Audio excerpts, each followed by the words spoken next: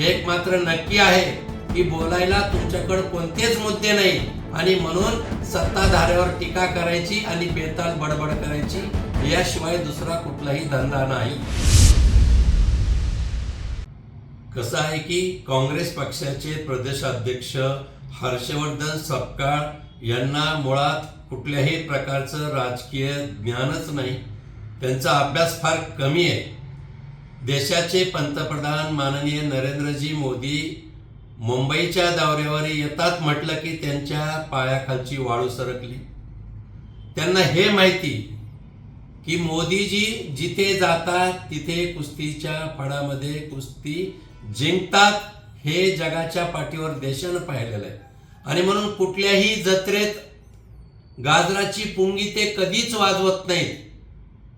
पण तुम्ही किती तुम्हाला स्मृतिभ्रंश झालेला हे लक्षात घ्या।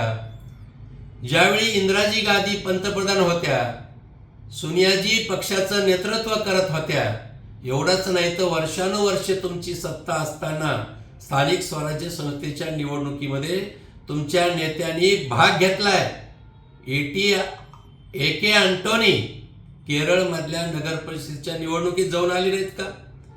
प्रणवजी मुखर्जी केंद्रीय मंत्री असताना पश्चिम बंगालमध्ये महानगरपालिकेच्या निवडणुकीसाठी गेलेले आहेत। सुशील कुमार शिंदे गृहमंत्री असताना सोलापूर नगर परिषदेच्या निवडणुकीमध्ये प्रचार करायचे।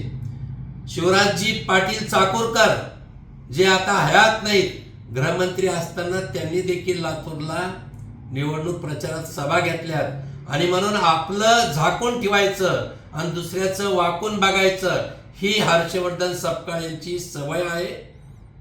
एक मात्र नक्की आहे की बोलायला तुमच्याकडे कोणतेच मुद्दे नाही आणि म्हणून सत्ताधाऱ्यावर टीका करायची आणि बेताल बडबड करायची याशिवाय दुसरा कुठलाही धंदा नाही।